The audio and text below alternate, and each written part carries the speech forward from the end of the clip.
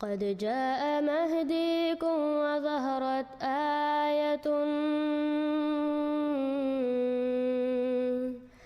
فاسعوا بصدق القلب يا فتياني.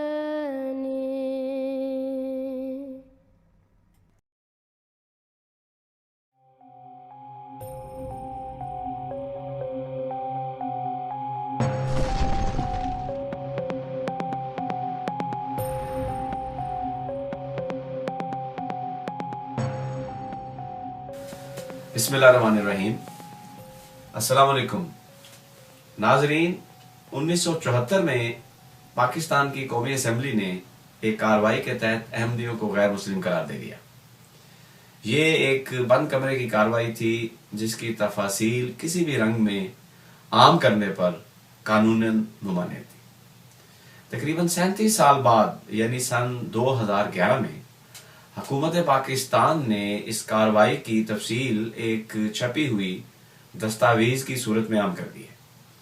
آج میرے ساتھ قمر احمد صاحب تشریف رکھتے ہیں جو ہمیں پاکستان کی قومی اسمبلی کی کارروائی پر مشتمل اس دستاویز سے متعلق چند انتہائی اہم اور دلچسپ حقائق سے آگاہ کریں گے.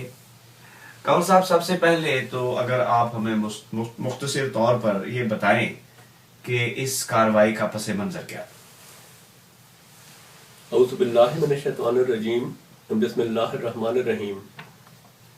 مشہور صاحب، جیسے کہ آپ جانتے ہیں کہ ہمارے جو مخالف علماء ہیں ان کا سب سے مرغوب جو مشغلہ ہے وہ تکفیر بازی ہے. یہ 72 فرقے ایک دوسرے کو تو کافر کہتے رہتے ہیں اور فتوے ایسے دیتے رہتے ہیں، مگر جب جماعت احمدیہ کا ذکر آتا ہے تو یہ سارے متحد ہو جاتے ہیں، ایک طرف ہو جاتے ہیں. اور اسی پہ بس نہیں بلکہ کوشش کرتے ہیں کہ حکومت وقت بھی ان کے ساتھ تکفیر بازی میں شامل ہوں. جب پاکستان بنا تو ان کی یہ کوشش اور تیز ہو گئی. انہوں نے حکومت پہ دباؤ ڈالا، کوشش کی کہ وہ بھی ان کے اس دیرینہ مطالبے میں شامل ہو اور احمدیوں کو کافر قرار دے. لیکن کسی حکومت نے ان کو زیادہ ان کی طرف توجہ نہ کی، ان کو زیادہ لفٹ نہ دی.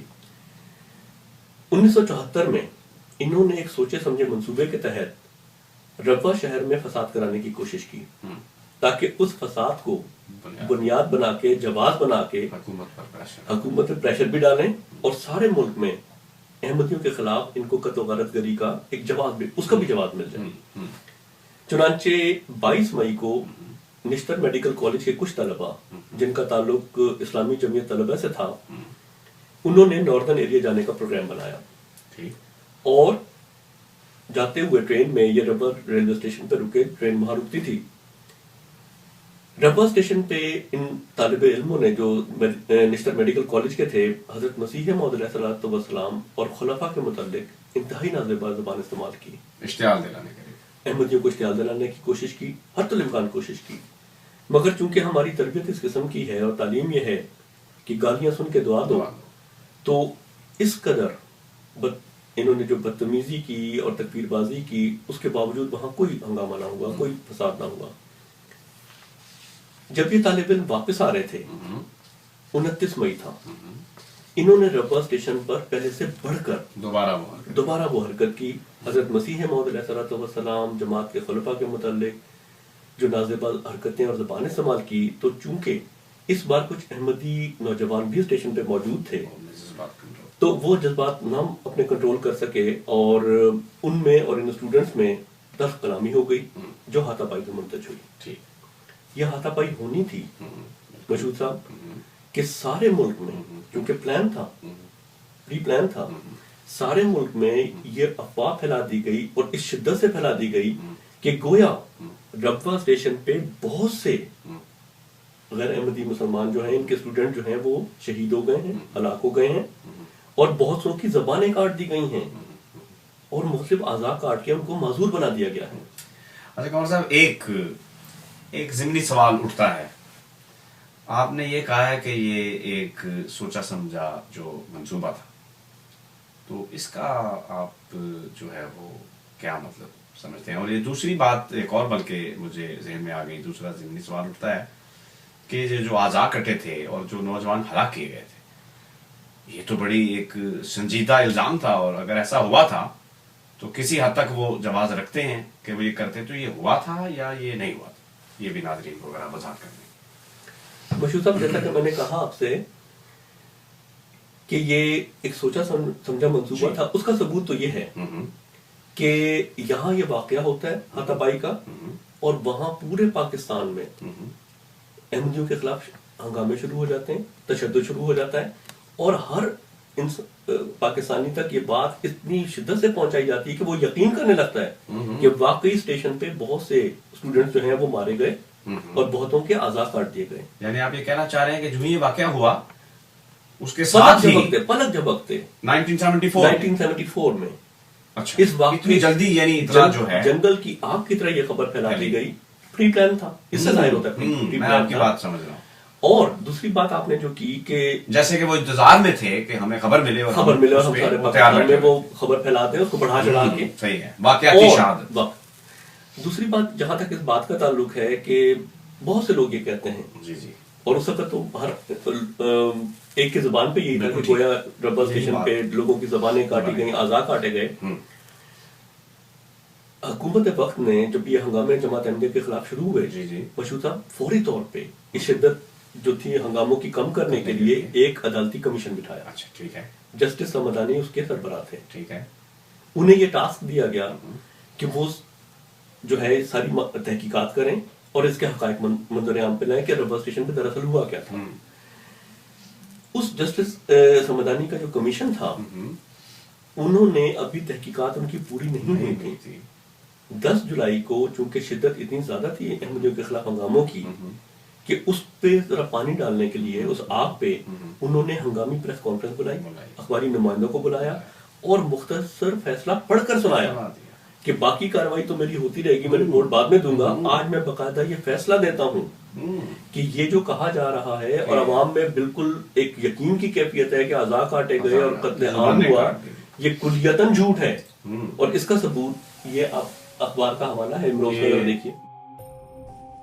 مورخہ 11 جولائی سن 1974 کے امروز اخبار میں جسٹس سمدانی صاحب کا جو مختصر فیصلہ شائع ہوا، اس کے مطابق جسٹس سمدانی صاحب نے واضح طور پر کہا کہ واقعہ ربوہ میں نہ ہی کوئی ہلاک ہوا اور نہ ہی کسی کے اعضاء کاٹے گئے۔ اچھا کنور صاحب، آپ نے پس منظر جو ہے وہ بیان کیا، اب ہم چلتے ہیں قومی اسمبلی کی کارروائی کی طرف۔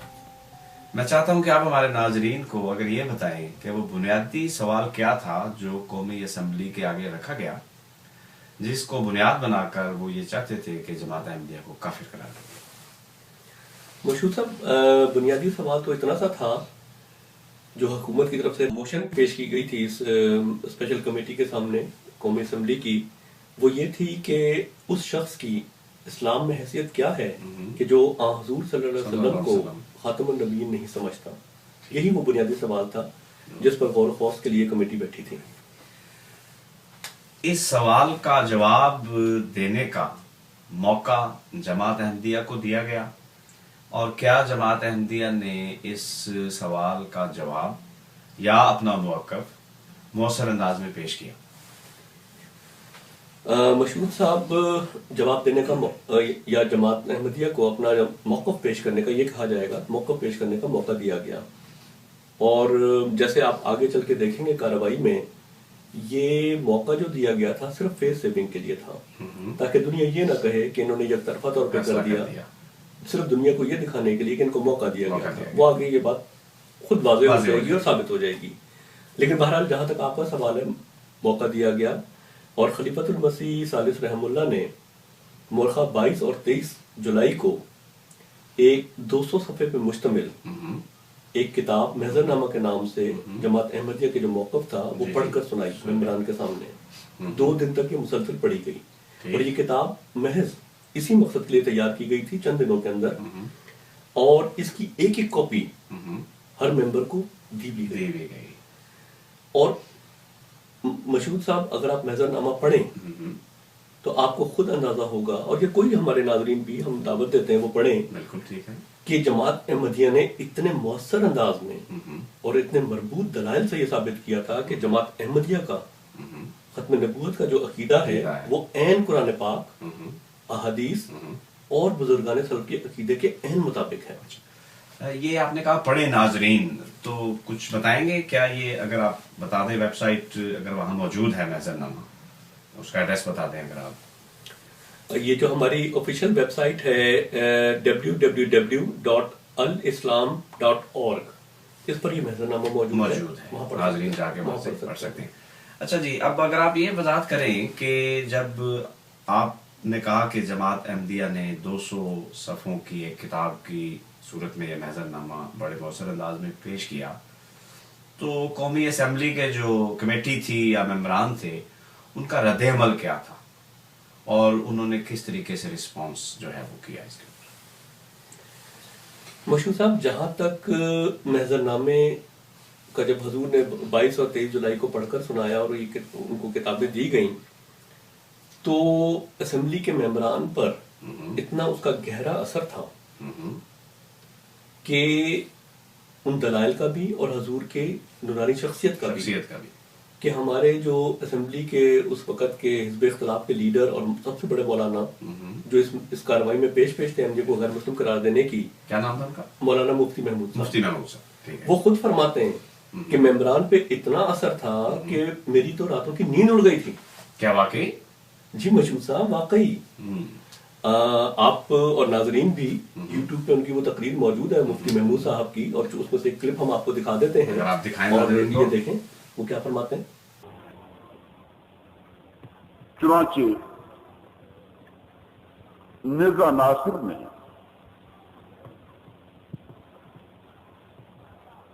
200 صفحے کی تقریباً کتاب اپنے بیان کو کتاب کی صورت میں چھاپا. وہاں آئے اور اسمبلی ہال میں اپنا 200 صفحے کا بیان مکمل طور پر پڑھ کر سنایا، جس میں ان کا پورا موقف موجود تھا. ہم نے بڑے غور سے سنا، اطمینان سے، صبر سے. اس کے بعد یہ درست ہے کہ ہمیں بھی تشویش لاحق ہوئی کہ اس کی تقریر کے بعد ممبروں پر کچھ اثر تھا، اور تو کہا یہ شکل کافر کی ہے. میں تو سیدھی بات ہے کبھی کبھی پوری رات نہیں سوتا تھا اس پریشانی سے. کیا اللہ کس آزمائش میں آ گئے. کنور صاحب، حیرت کی بات ہے، ایسی دستاویز جس میں جماعت کے اتنے مؤثر اور مضبوط دلائل شامل تھے، یہ حکومت نے پبلک کیسے کر دی؟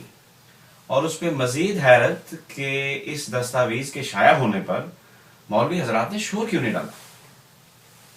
مشہور صاحب، آپ کی حیرت بالکل بجا ہے، مگر اس کی وجہ یہ ہے کہ یہ دستاویز جو قومی اسمبلی کی اس کارروائی 1974 کی کارروائی کے نام پہ شائع کی گئی ہے، مکمل کارروائی کے نام پہ، اس میں محضر نامہ تو موجود ہی نہیں. کیا واقعی؟ جی مشہور صاحب، آپ اس کا مطالعہ کریں، اس کو دیکھیں، ہمارے ناظرین اس کو دیکھیں. جماعت کا جو ہے موقف اور محضر نامہ اس میں موجود ہی نہیں ہے. یہ کارروائی تو شروع ہی 5 اگست سے ہو رہی ہے، جبکہ حضور نے 22 اور 23 جولائی کو محضر نامہ پڑھ کر سنایا ہاؤس کے سامنے، اور اس کی کاپی ہر ممبر کو دی گئی. مشہور صاحب، ایک اور بات کہ 22 اور 23 کو جب حضور نے یہ محضر نامہ پڑھ کر سنایا اور یہ دلائل اسمبلی کے ممبر کو پڑھ کر سنائے، اس کے بعد 12 دن تک اسمبلی کی کارروائی نہیں ہوئی. اس کمیٹی، اس اسمبلی کہہ لیں یا اسپیشل کمیٹی کہہ لیں، اس کی کارروائی 12 دن تک نہیں ہوئی. گویا 12 دن تک مولوی سکتے میں رہے کہ آخر ان دلائل کا کیا جواب دیں. اور آگے جا ایک میں عرض کر دوں کہ آگے جا کے جیسے ہم گفتگو کو آگے چلائیں گے، آپ دیکھیں گے کہ جب کارروائی شروع بھی ہوئی، جرا شروع بھی ہوئی 5 اگست سے آن ورڈ، تو ختم نبوت پہ جو دلائل تھے اور جو سوال تھا جو اسمبلی کے سامنے رکھا گیا تھا، آخر تک ان علمی دلائل کو چھیڑا تک نہیں کیا. کنور صاحب، یہ آپ بہت بڑا دعویٰ کر رہے ہیں، اس کا کوئی ثبوت اگر آپ ناظرین کو دکھائیں کہ یہ دستاویز جو ہے اس سے یہ محضر نامہ حذف کر دیا گیا ہے. مشہور صاحب، یہ تو اب ایک شائع شدہ دستاویز ہے، اور جیسے میں نے کہا کہ اس میں 22 اور 23 جولائی کا ذکر ہی نہیں ہے جو حضور نے وہ محضر نامہ پڑھ کر سنایا. یہ 5 اگست سے شروع ہوتی ہے اور یہ آپ دیکھ سکتے ہیں. یہ اس دستاویز کا پہلا صفحہ ہے. اس میں کارروائی کے آغاز پر تلاوت قرآن کریم کا ذکر ہے. یہ دوسرا اور تیسرا صفحہ ہے جس میں پروسیجر آف کراس ایگزامینیشن اور اوتھ ٹیکنگ کا ذکر ہے. اور یہ صفحہ نمبر 4 ہے جس پر کراس ایگزامینیشن یعنی جرح شروع ہو جاتی ہے. مشہور سوال تو یہ پیدا ہوتا ہے کہ یہ جرح آخر کس بیان پر ہو رہی ہے؟ جماعت کا وہ بیان، وہ موقف ہے کہاں کہ جس پر براہ راست اس دستاویز میں 5 اگست سے کارروائی شروع ہو جاتی ہے؟ بالکل ٹھیک. تو یہ ثابت ہوتی ہے یہ بات کہ جماعت کا بیان تو حذف کر دیا گیا. اور ظلم کی حد دیکھیں کہ جماعت کے دلائل، جماعت کا بیان تو حذف کر دیا گیا اور اس کارروائی کے کمپلیٹ ہونے کے بعد جرح مکمل ہوئی ہے 24 اگست کو. ٹھیک ہے، 24 اگست. اس کے کئی دن بعد مولویوں نے جو جماعت کے خلاف یک طرفہ الزام تراشیوں پہ مبنی بیانات دیے، تقاریر کی، وہ ساری کی ساری اس کارروائی کا حصہ بنا دی گئی. جبکہ جماعت کا جو موقف ہے، محضر نامہ ہے، دلائل ہیں، اسے حذف کر دیا گیا. ڈاکٹر صاحب ہیں کواکب کچھ نظر آتے ہیں، کچھ دیتے ہیں تو کالی بازی گل کھلا.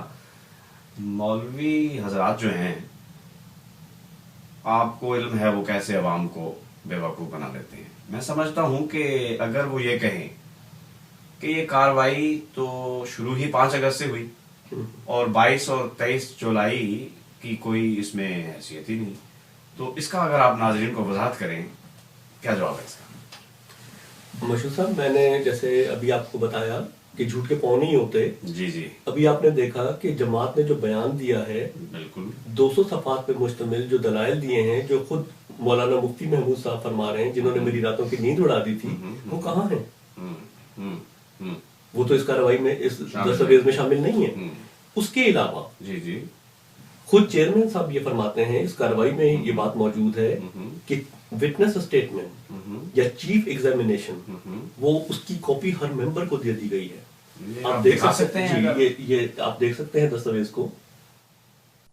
یہ دستاویز کا صفحہ نمبر 55 ہے جس کے مطابق کمیٹی کے چیئرمین کہتے ہیں: So far as the examination in chief is concerned, every member has got the copy.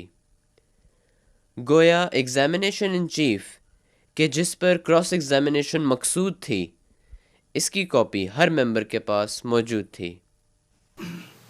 اچھا کنور صاحب، مولوی کی فطرت سے تو آپ بڑی اچھی طرح واقف ہیں، کیسے وہ ہماری بھولی بھالی عوام کو بے وقوف بناتے ہیں.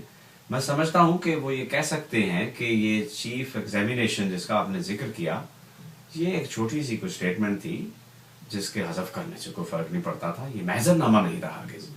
تو اگر اس کی آپ کوئی ایسی وضاحت دیں جو کہ ناظرین جو ہے اس کو دیکھ سکیں. مشہور صاحب، یہ اللہ تعالیٰ کی بڑی شان ہے، عجیب شان ہے کہ محضر نامہ تو حذف کر دیا گیا، لیکن محضر نامے کا نام اس دستاویز میں محضر نامے کے نام سے ایک سے زیادہ جگہ موجود ہے. اور خود مولانا ظفر احمد انصاری کی زبانی موجود ہے. ان کا تعارف کرا دیں، یہ کون ہے؟ مشہور صاحب، یہ جماعت اسلامی کے لیڈر تھے اور جماعت کے صف اول کے مخالفین میں سے. اور اس جو کمیٹی تھی، اسپیشل کمیٹی، اس کے انتظامی معاملات کے روح رواں تھے. اور غالباً انہوں نے ہی اس کارروائی کی تفاصیل کو کمپائل کیا تھا اور کمپائل کرتے ہوئے اس میں سے محضر نامہ کو غائب کر دیا. مگر خود ان کی زبانی اللہ تعالیٰ نے محضر نامے کا ذکر رہنے دیا. چنانچہ صفحہ نمبر 504 جو ہے اس کارروائی کا، اس دستاویز کا، اس میں آپ دیکھ سکتے ہیں کہ مولانا اس کا ذکر کر رہے ہیں، محضر نامے کا نام لے کر اس کا ذکر کر رہے ہیں. یہ آپ دیکھ سکتے ہیں. جناب والا، میں یہ کہنا چاہتا ہوں کہ تحریری بیان دینے کا جو سلسلہ انہوں نے شروع کیا ہے، اس کی حوصلہ افزائی نہ کی جائے. کافی طویل بیان وہ اپنے محضر نامے میں دے چکے ہیں. کنور صاحب، یہ تو بددیانتی کی انتہا ہو گئی، اور یہ جو بھی آپ نے ثبوت دکھایا ہے، اس سے یہ بات بڑی واضح ہو جاتی ہے. اگلی بات میں آپ سے یہ پوچھنا چاہوں گا، اگر آپ ہمارے ناظرین کو اس کی وضاحت کر دیں کہ جو بنیادی سوال کمیٹی کے سامنے رکھا گیا تھا کہ جو شخص ختم نبوت پر ایمان نہیں رکھتا اس کی اسلام میں کیا حیثیت ہے، جس کا جواب جماعت نے محضر نامے کی صورت میں مؤثر انداز میں دلائل کے ساتھ پیش کر دیا کمیٹی کو۔ بڑی ایک یہاں پہ چیز جو ہے میں آپ سے جاننا چاہوں گا، کیا کمیٹی کے کسی ممبر نے اس بات کا ذکر نہیں کیا کہ جو بنیادی سوال کمیٹی کے آگے رکھا گیا تھا اس کو تو سرے سے ڈسکس ہی نہیں کیا گیا، ٹچ ہی نہیں کیا گیا؟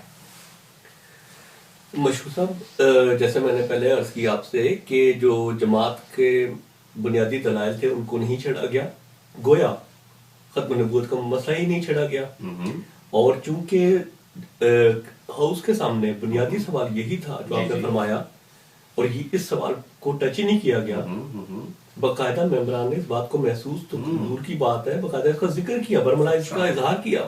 ایک ممبر تھے اس اسمبلی کے، سردار صاحب، انہوں نے باقاعدہ یہ اٹھ کے کہا، چیئرمین صاحب سے کہا کہ چیئرمین صاحب جس کام کے لیے ہم بیٹھے ہیں، جس سوال پہ غور کرنے کے لیے بیٹھے ہیں، اس کو تو ہم نے ٹچ بھی نہیں کیا، لفظ ٹچ کہا انہوں نے، اور یہ موجود ہے اس دستاویز، جی یہ اس دستاویز میں موجود ہے، اور اگر آپ کے پاس ثبوت چاہتے ہیں تو میں چاہوں گا کہ اگر آپ ناظرین کو دکھا دیں، یہ دیکھیے گا۔ I want to bring it to the notice of this honorable House that the main question, I should say, before the special committee or the assembly is as to what is the status of a person who does not believe in the finality of the prophethood. That question or that point is still untouched. اچھا کنور صاحب، اگر یہ جرا اتنی ہی غیر متعلقہ تھی اور جماعت کی طرف سے دیے گئے دلائل پر نہ تو جرا کی گئی اور نہ ہی ان کا رد کیا گیا، تو کیا صرف ایک ہی ممبر تھے جنہوں نے اس کو محسوس کیا اور کوئی اسمبلی کا ممبر نہیں تھا جس نے اس پر کہا ہو، محسوس کیا ہو اس چیز کو؟ مشہور صاحب بالکل ایک سے زیادہ ممبر تھے۔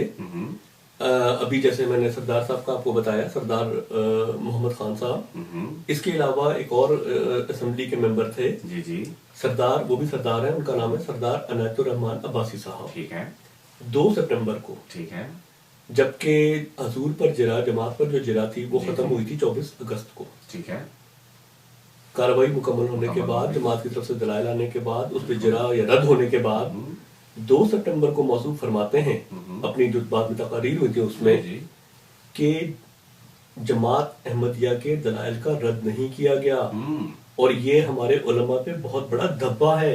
کالا صاحب یہ بڑا اپنے مضبوط الفاظ، میں کہوں گا کہ اسٹرانگ الفاظ بولے ہیں، ان کا کچھ ثبوت اگر آپ ناظرین کو دکھا دیں۔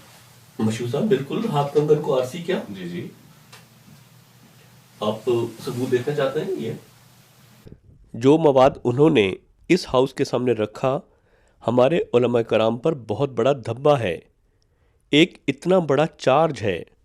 میں سمجھتا ہوں کہ اس چارج سے، اس دھبا سے چھٹکارا حاصل کرنے کے لیے انہیں اپنے عوام کے سامنے آنا چاہیے۔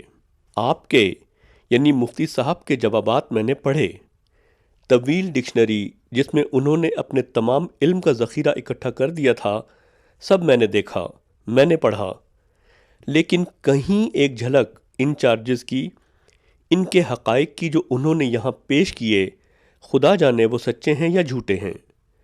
اگر وہ جھوٹے بھی ہوں تو عقلی طور پر تسلیم کرتا ہوں۔ اب آپ نے اس کی تردید نہیں کی تو میرے پاس کیا جواب ہے؟ پھر یہی عباسی صاحب اسی دن یعنی مورخہ 2 ستمبر کو اس رپورٹ کے صفحہ نمبر 2712 کے مطابق اپنے علماء سے احمدیہ دلائل کا رد نہ کرنے کا گلہ کرتے ہوئے فرماتے ہیں، ہم جو مسلمان ہیں، ہم دین سے واقف ہیں، جو مناسب جواب ہے اس ہاؤس کے سامنے ہمارے علماء ایک پمفلٹ کی شکل میں لائیں اور ہماری رہنمائی فرمائیں۔ اس پر کرنل حبیب صاحب پوائنٹ آف آرڈر پر کہتے ہیں، میں عرض کرنا چاہتا ہوں کہ اس وقت جو تقریریں ہوئی ہیں اور جو حضرات اپنا موقف بیان کر رہے ہیں وہ اب تمام کی تمام کتابوں کی شکل میں باہر آ جائیں گی اور اس کا زبردست دنیا میں پروپیگنڈا ہوگا اور ہماری آئندہ آنے والی نسلیں اس کو پڑھیں گی۔ انہوں نے یہاں فرمایا تھا کہ اگر یہاں کوئی عالم بیٹھا ہے جو عربی جانتا ہے، وہ یہ سمجھے گا کہ عربی میں زیر زبر پیش سے کیا مطلب ہوتا ہے اور کیسے مفہوم تبدیل ہو سکتا ہے۔ ہمارے یہ علماء کے لیے اتنا بڑا چیلنج تھا، لیکن ان میں سے کوئی ایک بھی نہیں اٹھا۔ میں یہ عرض کرنا چاہتا ہوں کہ ان کے جواب میں موصوف ابھی جملہ بھی پورا نہیں کر پاتے کہ چیئرمین صاحب فرماتے ہیں، پوائنٹ آف آرڈر پیش کر لیا، اب تشریف رکھیں۔ مشہور صاحب گویا چیئرمین صاحب کرنل صاحب کو فرما رہے ہیں کہ خاموش ہو جائیں، بیٹھ جائیں، ایسا سچ نہ بولیں کہ جو ہمارے لیے مشکلات پیدا کر دیں۔ وہ عوام جن کو مولوی پہلے سے بھڑکا چکے ہیں اور وہ آلریڈی سڑکوں پہ ہیں، یہ نہ ہو کہ وہ ہمارے خلاف ان کی مخالفت ڈائیورٹ ہو جائے۔ ان کو خطرہ تھا، یہ خطرہ تھا جب بھی ان کو خاموش کروا رہے تھے، اور کرنل صاحب خاموش نہیں ہوتے، اس کے باوجود وہ خاموش نہیں ہوئے اور بڑی دلچسپ گفتگو ہمیں فرماتے ہیں، اور آئیے دیکھیں وہ کیا فرماتے ہیں۔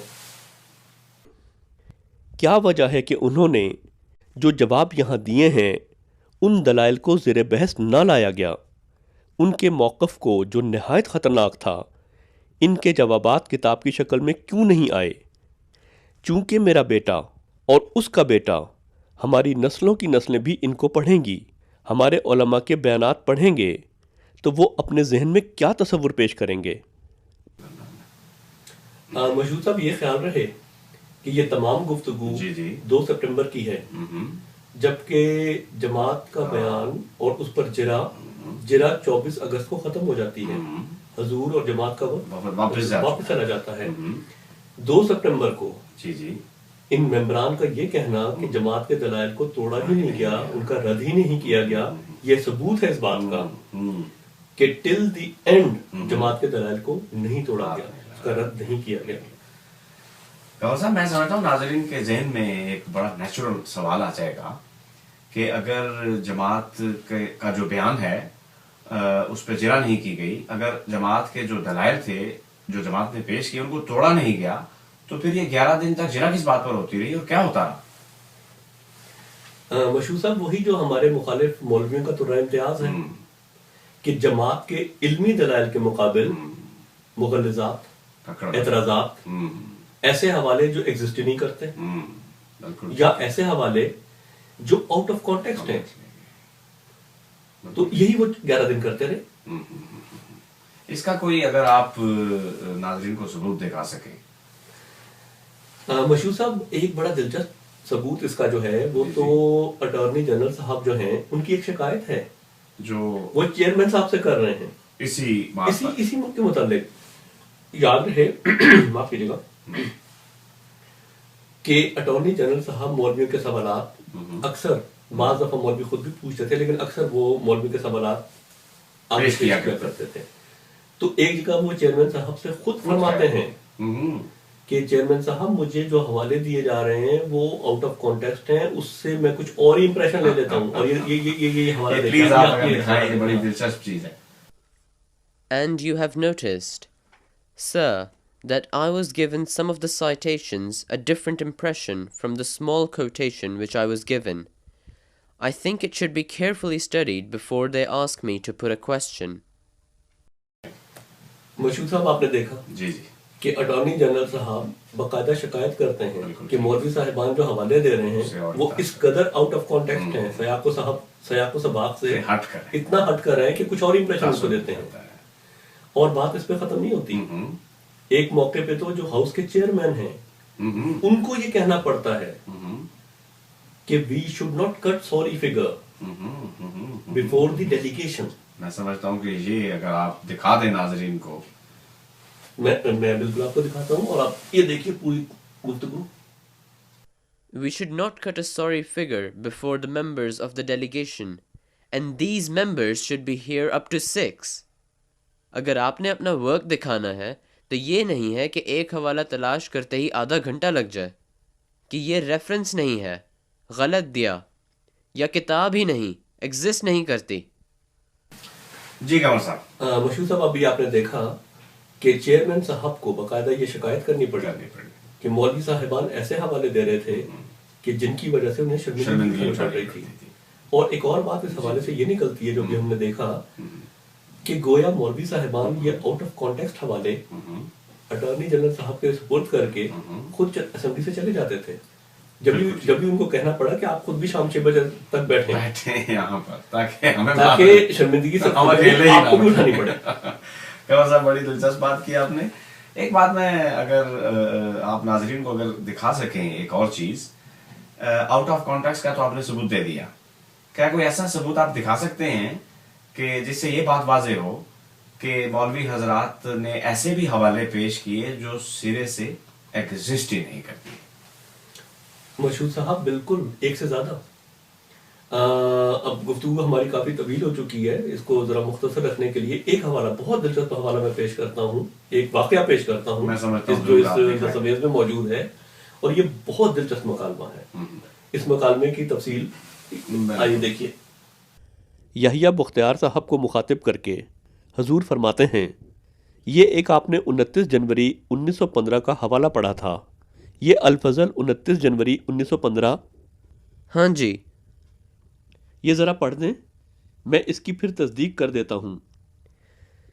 مسیح موعود کو احمد نبی اللہ تسلیم نہ کرنا اور آپ کو امتی قرار دینا، امی گروہ سمجھنا، گویا آن حضرت جو سید المرسلین اور خاتم النبیین ہیں امتی قرار دینا ہے، امتی میں داخل کرنا ہے، جو کفر عظیم اور کفر در کفر ہے. یہ 29 جنوری 1915 کا حوالہ ہے؟ ہاں جی. میں آپ کی خدمت میں یہ عرض کرنا چاہتا ہوں کہ 29 جنوری 1915 کو اخبار الفضل چھپا ہی نہیں. 29 جنوری 1915 کو؟ یا یہ حوالہ کسی اور ایشو میں ہے؟ نہیں، کسی ایشو میں نہیں ہے، یہ حوالہ ہی نہیں ہے، یہ بنایا گیا ہے. تو میں اسی واسطے ویریفائی کرا رہا ہوں، اسی لیے میں کہہ رہا ہوں، یا کسی اور جگہ ہو، یہ مس پرنٹ ہو. نہیں، کہیں بھی نہیں ہے، یہ کسی جگہ بھی نہیں ہے. یہ تھوڑے سے وقت میں جب سے اخبار چھپا ہے اس وقت سے ہم نے نہیں دیکھا، لیکن جو ہمارا ذہن ہے، جو ہماری تربیت ہے، میں کہتا ہوں. نہیں جی، ٹھیک ہے، اسی واسطے تو اخبار کا آپ کو اور اخبار کا حوالہ دیا ہے، اس اخبار کا جو چھپا ہی نہیں. نہیں، میں سمجھا. نہیں، کہیں اور بھی نہیں ہے، کہیں اور بھی نہیں ہے. یہ فائل پڑا ہے، اس میں سے 29 کا نکال دیں. نہیں جی، 1915 میں الفضل چھپتا ہی نہیں تھا. 1915 میں الفضل تیسرے دن چھپتا تھا اور 29 تاریخ نہ چھپنے کی تاریخ ہے. نہیں، میں نے کہا الفضل چھپتا تھا، 29 تاریخ کو نہیں چھپا تھا. نہیں، دیکھیں، روزانہ نہیں تھا. میں نے عرض کیا کہ پہلے بھی جو تھا اس میں نے کہا 26 اور 29 بائی ویکلی، تو ان میں سے کہیں نہیں یہ حوالہ، اس کے آگے پیچھے کوئی حوالہ ہے ہی نہیں. بس ٹھیک ہے. کنور صاحب یہ تو حادی ہو گئی، اور یہ ناظرین جو ہے وہ انہوں نے بھی دیکھ لیا ہے. مختصراً اگر آپ عرض کر دیں کہ یہ جو 11 دن کی نام نہاد جرا ہوئی ہے، اس میں کیا کچھ اور بھی موجود ہے جس کا تعلق جماعت کے جو بیان کے ساتھ نہ ہو، اور جو جماعت نے دلائل پیش کیے ہیں ان کے ساتھ نہ ہو، اور محض مولویوں کا دجل اور فریب ہو؟ مشہور صاحب، یہ تو پوری کی پوری کارروائی اگر آپ اس دستاویز کو پڑھیں تو آپ کو پتہ چلے گا کہ پوری کی پوری جو جرا تھی وہ انہی دجل و فریبوں پہ مبنی تھی. ان کا کوئی تعلق جماعت کے دلائل سے نہ تھا. ایک کچھ مثالیں میں نے آپ کو دی، ایک مثال میں آپ کو اور دیتا ہوں، ثبوت اور پیش کرتا ہوں کہ ایک تو نان ایگزسٹنٹ حوالوں کا تھا، ایک آؤٹ آف کانٹیکسٹ حوالوں کا تھا، اور غیر متعلقہ باتیں جو تھیں جس کا اس سوال سے بھی تعلق نہیں تھا جو ہاؤس کے سامنے رکھا گیا، اور جماعت کے دلائل سے بھی تعلق نہیں تھا. وہ نائجیریا میں جماعت احمدیہ کی ایک مسجد ہے جس کے اوپر اعتراض کیا گیا کہ گویا اس پر کلمہ جو ہے وہ غلط لکھا ہوا ہے، استغفر. اور پھر آخر میں اٹارنی جنرل صاحب مان بھی گئے. اور کہنے لگا نہیں میں تو صرف کلیریفیکیشن چاہتا تھا. یہ تو بڑی دلچسپ. اور ٹھیک ہے بس مرزا صاحب بس. اور مشہور صاحب یہاں ایک بات میں اور اس کی تفصیل بتانے سے پہلے کہ اگر آپ اس کارروائی کو پڑھیں جی جی یہ اعتراض ہاں جی پھر دوبارہ بھی اٹھایا گیا, ایک دفعہ کہہ دیا گیا کہ بس میں صرف کلیریفیکیشن چاہتا تھا, یعنی گویا 11 دن کی جرا میں صرف وقت ضائع کیا گیا اس قسم کی بےہودہ اعتراضات میں. بعد میں مان بھی لیا گیا. تو اب اس کی تفصیل جو ہے آپ اگر دیکھیں تو ایک اور کچھ غلط فہمی سی شاید ہے کہ نائجیریا میں مسجد ہے, اس پر کلمہ جو لکھا ہوا ہے اس کی فوٹو آئی تھی اخباروں میں اور افریقہ سپیکس میں کہ لا الہ الا اللہ احمد رسول اللہ, ایسا امپریشن پڑتا ہے. مے بی اٹ از محمد رسول اللہ, but the general impression is at first sight I did see it احمد رسول اللہ. اس کے متعلق یہاں شور مچایا گیا کہ دیکھو یہ کلمہ مختلف ہے. اول تو یہ کہ ہم نے سینکڑوں مساجد بنائیں اور ان میں سے صرف ایک مسجد کو منتخب کر کے یہ شور مچانا کہ ان کا کلمہ مختلف ہے, یہ تو دل کو نہیں لگتی بات. لیکن ابھی میری بات نہیں ختم ہوئی, میں اس کو ری انفورس کرتا چلا جاؤں گا جب تک کہ آپ قائل نہیں ہو جاتے. اب یورپ میں ہماری مساجد ہیں, خود نائجیریا میں 20 ہماری مساجد ہیں, گھانا میں مساجد ہیں وغیرہ وغیرہ. دوسرے یہ کہ جن لوگوں میں نائجیریا میں یہ مسجد ہے وہاں کے کسی عالم نے یہ اعتراض نہیں کیا کہ کلمہ اور لکھ دیا ہے. نہیں, میں یہ پوچھنا چاہتا تھا مرزا صاحب کہ یہ محمد رسول اللہ ایکچولی لکھا گیا ہے؟ یہ ہے ہی بغیر شبے کے, آپ دیکھ لیں. نہیں جی, مجھے تو کوئی دیکھیں جی, مجھے تو یہ لا الہ الا اللہ احمد رسول اللہ معلوم ہوتا ہے ابھی. رسم الخط ہے یہ. ہاں, یہ کہ وہ اگر محمد کو اس طریقے سے لکھیں کہ میم کو نیچے سے شروع کر کے نیچے سے اٹھاتے ہیں, نیچے وہ میم کا موٹا ہے, پھر ہو سکتا ہے کہ وہ محمد ہو. پھر اس کے بعد اٹارنی جنرل خود ہی فرماتے ہیں نہیں مرزا صاحب, میرا خیال تھا کہ ایکچولی یہ لا الہ الا اللہ محمد رسول اللہ لکھا ہوا ہے, یہ میں کلیریفائی کرانا چاہتا تھا. پھر موصوف یہ بھی اقرار کرتے ہیں کہ مولویوں نے اس بارے میں ان کو غلط تاثر دیا تھا, اسی لیے وہ وضاحت چاہتے تھے. کہتے ہیں That was the impression given to me. That is why I wanted a clarification. موصوف آخر میں فرماتے ہیں کہ نہیں مرزا صاحب, میں صرف یہی کہنا چاہتا تھا کہ آپ کلیریفائی کر دیں کہ یہ صرف لا الہ الا اللہ محمد رسول اللہ لکھا ہوا ہے بس. قمر صاحب, بڑا ایک مختصر سا سوال, یہ جو کاروائی ہوئی یہ بند کمرے میں کیوں ہوئی, اور دوسرا یہ کہ اس کو پبلک کرنا قانوناً جرم کیوں قرار دے دیا گیا؟ مشہور صاحب اس کی وجہ مخالفین کا یہ خوف ہے کہ جماعت احمدیہ کے قرآن و سنت پر مبنی دلائل, بہت مضبوط دلائل, کہیں عوام الناس تک نہ پہنچ جائے. اور اس بات کا ایک اور ثبوت یہ ہے کہ محضر نامہ اسی وجہ سے اس سے غائب کر دیا گیا. یعنی جب یہ شائع بھی کی جاتی ہے, انہیں پتا تھا کہ آج نہیں تو کل یہ منظر عام پہ آ جائے گی, اس خوف سے انہوں نے محضر نامہ کو نکال بھی دیا, اس کاروائی سے نکال بھی دیا, اس دستاویز سے نکال دیا. اور اس کے علاوہ تیسرا ثبوت کہ بند کمرے کی کاروائی کیوں تھی, یہ ان کا خوف باقاعدہ ممبران جو ہے پارلیمنٹ کے ہاؤس کے, ان کی باتوں میں, ان کے ذہنوں میں جھلکتا نظر آتا ہے اسی کاروائی میں. اچھا, اس کا اگر آپ کوئی جی میں اس کا آپ کو ایک دیتا ہوں, اور یہ آپ دیکھیں اس حوالے کو. مسٹر چیئرمین سر, میں یہ گزارش کرنا چاہتا ہوں کہ ڈیلیگیشن کے ممبر بڑے بریف کیسز لے کر اور بیگز لے کر اندر آتے ہیں. کہیں ایسا نہ ہو جناب والا کہ وہ اسمبلی کی ہاؤس کی کارروائی کو ٹیپ ریکارڈ کر رہے ہوں. اس سے متعلق ذرا تسلی کر لیجئے. قمر صاحب, گفتگو کے اختتام کی طرف ہم بڑھ رہے ہیں. میں چاہتا ہوں کہ اگر آپ ناظرین کو یہ ثابت کریں, دکھائیں کہ یہ جو کارروائی تھی یہ انصاف پر مبنی نہیں تھی. مشہور صاحب آپ نے بالکل درست فرمایا، یہ کارروائی بالکل انصاف پر مبنی نہیں تھی، اور گفتگو کو مختصر رکھتے ہوئے میں پھر نکات بیان کرتا ہوں۔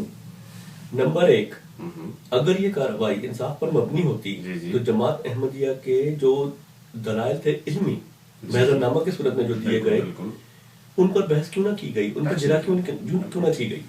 نمبر 2، ان دلائل کو چھوڑ کر محض لغو الزامات پہ کیوں 11 دن ضائع کیے گئے، جو باتیں تھیں باتوں پہ 11 دن ضائع کیے گئے، جیسے کہ میں نے مثال دی آپ کو، بالکل آپ یہ حوالے دکھا چکے ہیں، نان ایگزسٹنٹ حوالے، آؤٹ آف کانٹیکسٹ حوالے۔ نمبر 3،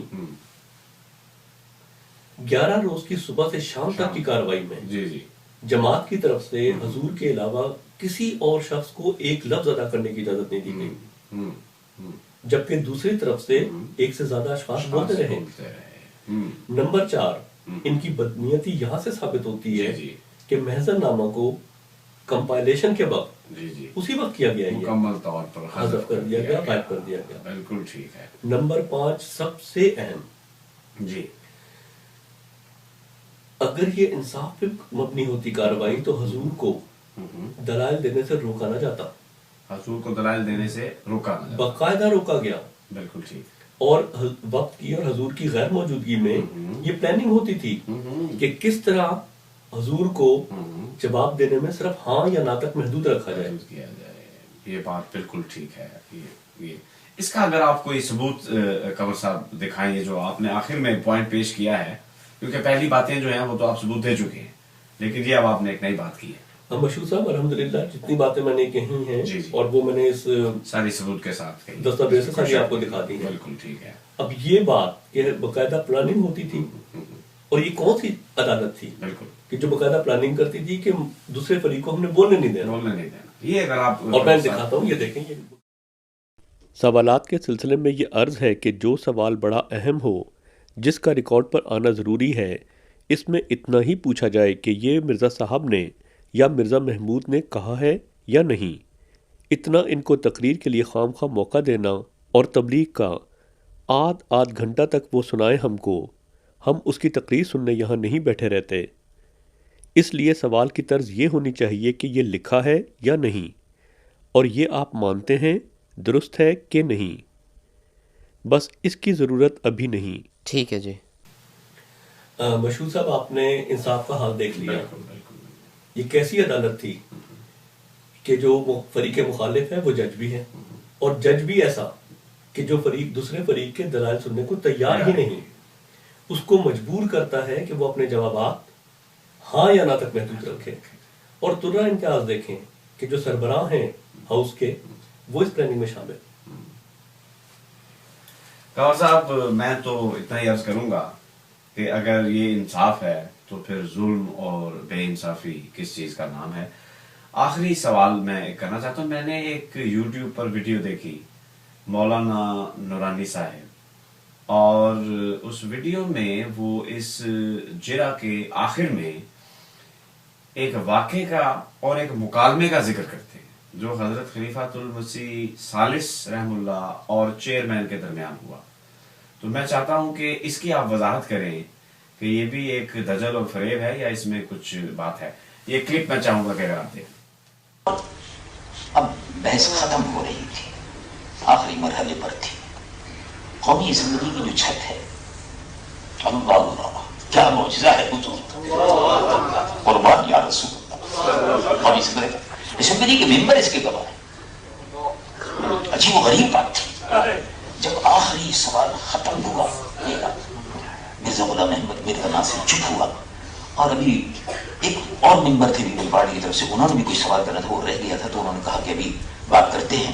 وہ ذرا اپنا منہ صاف کر رہا تھا، پسینے وغیرہ اس کو آ رہے تھے، کہ اتنے میں جس چھت کے نیچے وہ بیٹھا ہوا، سامنے بیٹھا ہوا تھا، ہم لوگ ممبر قومی اسمبلی اس طرح بیٹھے ہوئے تھے، سامنے وہ بیٹھا ہوا تھا، اس کے بعد اسپیکر بیٹھے ہوئے تھے، جس جگہ وہ بیٹھا ہوا تھا چھت بالکل بند، چھت بالکل بند، جیسی چھت بند ہے، اس بند چھت میں سے کوئی چیز گرنی شروع ہوئی جو اس کے صافے پر، ناصر کے صافے پر اور چہرے پر گری، اور اس نے کہا mister speaker I am disturbed, mister speaker पीछे स्पीकर बैठे थे ना उसके, उनका स्पीकर था, परेशान हो गए क्या हो गया, तो वो जल्दी से स्पीकर निकाल दी, जल्दी से दूसरा नौकर वहां खड़े रहते हैं मुलाजिमीन, कासिद वगैरह, चपरासी, पियोन वगैरह, पानी लाओ ये लाओ, तमाम उसके मुंह पर गंदगी, उसके साले में गंदगी थी, मालूम जैसे चिड़िया ने मालूम को गंदगी डाल दी है उसमें, और उससे से छत में से फटकर निकल कर आ रही है, ख्याल ही नहीं था। कुछ लोग उठे और उन्होंने कहा कि इसका मुंह हम सबके सामने काला हो। वो चिड़िया की, जानवर की गंदगी और गिलाजत थी जो मिर्जा नासिर के चेहरे पर पड़ रही थी। बस यही आखिरी फतह थी, और उसके बाद असेंबली का इजलास जो था बर्खास्त हो गया। जी गामा साहब। मशहूर साहब, जी जी, जिस बेशर्मी से ये मौलवी झूठ बोलते हैं, जी। आज दुनिया में इनका कोई सानी नहीं। जी जी, शायद यही वजह है कि हुजूर सल्लल्लाहु अलैहि वसल्लम ने इस दौर के उलमा से मुतालिक फरमाया था, इन्हीं मौलवियों के मुतालिक फरमाया था कि आसमान के नीचे बदतरीन मखलूक होंगे। ये दस्तावेज आज छप चुकी है, बिल्कुल ठीक, और इन्हीं के हाथों कंपाइल की हुई, मुखालिफिन के हाथों, ये हमारे सामने मौजूद है। बिल्कुल ठीक। आप इसमें देख सकते हैं कि ऐसा कोई वाकया वहां दर्ज नहीं, न ही ऐसा कोई मुकालमा दर्ज है जो ये बता रहे हैं मौलवी साहब, ऐसा कोई मुकालमा वहां दर्ज नहीं है। हाँ, आखिरी सफा जो, वो सफा जो जहां पे जिरा खत्म हो रही है, जी जी, उस पे तो हजूर के बेइंतहा पुरवकार और पुरअसर अल्फाज मौजूद हैं, और उसकी तफसील जानने के लिए ये देखें। अगर दिल की गहराइयाँ चीर कर मैं आपको दिखा सकूं, तो वहाँ मेरे और मेरी जमात के दिल में अल्लाह ताला, जैसा कि इस्लाम ने इसे पेश किया है दुनिया के सामने, और हज़रत ख़ातमुल अंबिया मोहम्मद सल्लल्लाहु अलैहि वसल्लम की मोहब्बत और इश्क के सिवा और कुछ नहीं पाएंगे। शुक्रिया। हजूर की इस बात पर अटॉर्नी जनरल साहब फरमाते हैं, I have no more question. इस पर चेयरमैन कहते हैं, That is all. इसके बाद अगले 3 सफ़हात में चेयरमैन साहब इस बात का जिक्र करते हैं कि कोई फरीक भी इस कार्रवाई को ना तो बाहर लीक करेगा और ना ही इस पर तबसरा करेगा। फिर इस तीसरे सफ़े के आखिर पर लिखा है कि हजूर अस्सलामु अलैकुम व रहमतुल्लाह फरमाते हैं, और चेयरमैन साहब जवाब में कहते हैं, Thank you very much. और फिर लिखा है, The delegation left the chamber. मशहूर साहब, आपने देखा कि कार्रवाई के आखिरी लम्हात में तो हजूर का इस कदर पुरशौकत बयान है कि अगर मैं अपना दिल चीर कर दिखा सकूं तो तुम मेरे और मेरी जमात के दिलों में अल्लाह ताला और मोहम्मद मुस्तफ़ा सल्लल्लाहु अलैहि वसल्लम की मोहब्बत और इश्क के अलावा कुछ न देख पाओगे। दूसरी तरफ ये मौलवी साहिबान हैं और फरमाते हैं कि गोया कोई परिंदा ऊपर से जा रहा था, उसकी गलाजत असेंबली की कंक्रीट को चीरती हुई नीचे आती है और हजूर के चेहरे मुबारक पे गिरती है, और हजूर फरमाते हैं कि chairman I am very disturb, और चेयरमैन साहब कहते हैं कि पानी लाओ पानी लाओ। मशहूर साहब, ये दस्तावेज आज दुनिया के सामने आज मौजूद है। इन मौलवियों का मुंह, झूठ का मुंह बोलता सबूत आज हमारे सामने मौजूद है। इस कार्रवाई के आखिर में जो अल्फाज है मैंने आपको बता दिया। अगर ये वाकया हुआ होता तो क्या ये मौलवी, ये वाकया और ये मुकालमा, तो क्या ये मौलवी मौलाना नूरानी साहब, मुफ्ती महबूब साहब, मौलाना जफर साहब, जफर अंसारी साहब, गुलाम गौस हजारवी साहब और मौलाना साहब इस वाकये को दर्ज होने से रहने सवाल पैदा नहीं। बिल्कुल ठीक है। दूसरी बात जो नूरानी साहब ने इस क्लिप में फरमाई है वो भी बड़ी दिलचस्प है। हाँ जी, वो पसीना छूटने वाली।